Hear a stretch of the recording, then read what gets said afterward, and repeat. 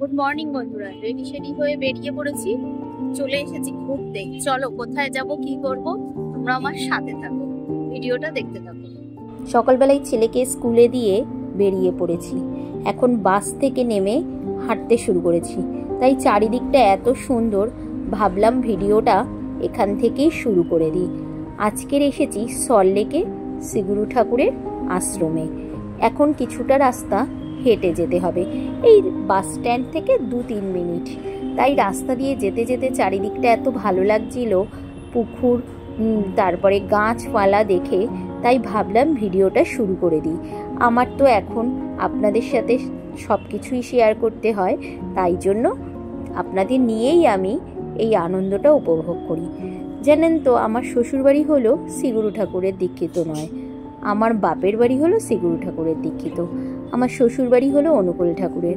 বহুবারই আমি আমার পাশেই আমাদের অনুকূল ঠাকুরের মন্দির, সেই সৎসঙ্গ আপনাদের দেখিয়েছি। আজ দেখাবো শ্রীগুরু ঠাকুরের ধর্মসভা কিভাবে হয়, ঠাকুরের নাম কিভাবে হয়। চলুন যাওয়া যাক মন্দিরের দিকে। এই যে আমি আর আমার মামি বেরিয়েছি। ছেলেকে প্রথমে স্কুলে দিলাম, দিয়ে তারপরে একবারে রেডি হয়েই বেরিয়েছিলাম। ছেলেকে স্কুলে দিয়ে তারপরে মামির সাথে এক জায়গায় দেখা করে দুজনে মিলে আসলাম। এই যে আশ্রমে চলে এসেছি। আশ্রমটা দেখুন, দেখতে খুব ছোট, কিন্তু ভিতরটা এত সুন্দর, আর চারিদিকের পরিবেশটা ভীষণ সুন্দর, জানেন তো। চলুন যাওয়া যাক মন্দিরের ভিতরে। মন্দিরের ভিতরটা খুব সুন্দর, জায়গাটা খুব ছোট, কিন্তু ভিতরটা অপূর্ব সুন্দর। যত বছর ধরে আসছি, প্রতি বছরই এই উৎসবের দিন একবার আসতে ইচ্ছা করে। আমি বিয়ের আগেও এখানে আসতাম, এখনও মাঝে সাঝে আসার চেষ্টা করি। যে বছর পারি আসি, আর যে বছর আসা হয় না, গুরুদেব না টানে, সেই বছর আর আসা হয় না। দেখুন, গুরুদেবকে দেখে মনে হচ্ছে গুরুদেব নিজেই এসে বসে আছেন। অপূর্ব রূপ তার, যতবার দেখি মনে হয় মন ভরে না। এখানেও রয়েছে বিভিন্ন ঠাকুরের ছবি, মা লক্ষ্মী, গণেশ দেবতা, আর তার উপরেই রয়েছে গণেশ দেবতার একটা বড় ছবি।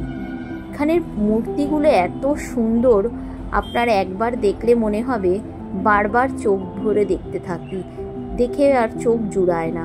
এটা হলেন বাবা মহাদেব, নিচেই হলো তার শিলা মূর্তি, আর উপরে হলো তার ফটো। আর এখানে হলেন হনুমানজি। হনুমানজির এখানে ফটো রয়েছে, আর নিচে পাথরের হনুমানজি।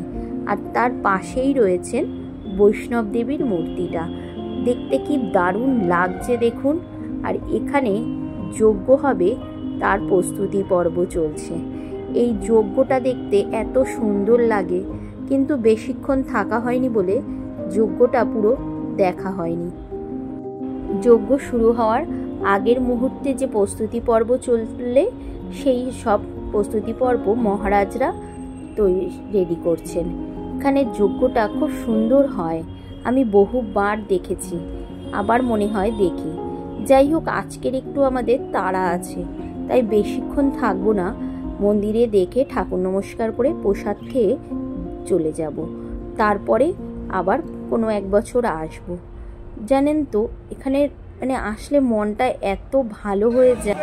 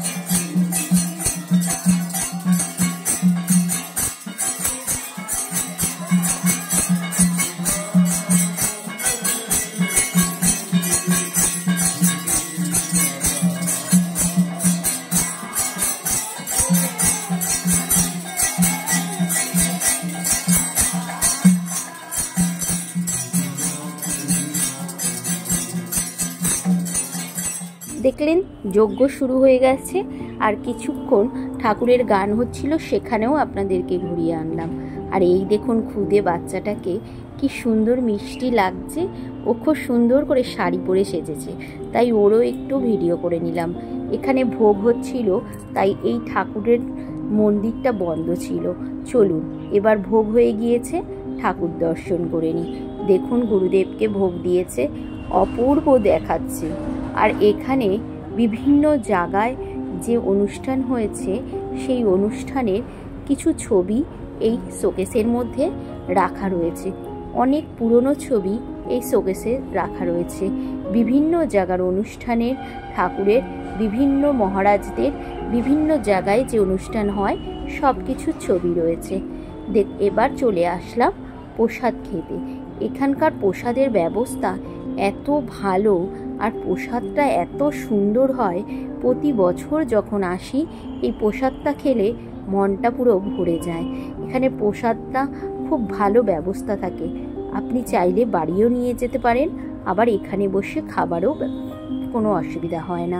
কিন্তু এখানে বসিয়ে খাওয়ায় না, এখানে বুফে সিস্টেম, আপনি যতবার ইচ্ছা ততবার নিতে পারেন। চলুন এবার প্রসাদ নেওয়া যাক।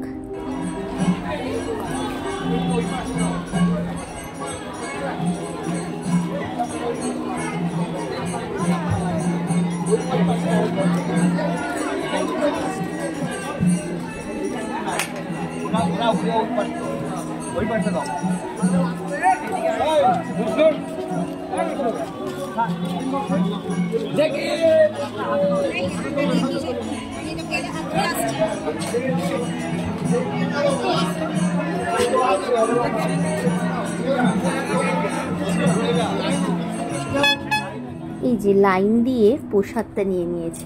প্রসাদে ছিল খিচুড়ি ভোগ, আলুর দম আর রসগোল্লা। খেতে অপূর্ব সুন্দর হয়েছিল। যতটা খাচ্ছি মনে হচ্ছে আরও খাই, পেটটা পুরো ভরে গিয়েছে, তারপরেও আবার এনে খেয়েছি। যাই হোক, এখানেই আজকের ভিডিও শেষ করি। সবাই খুব ভালো থাকবেন, আমার পাশে থাকবেন।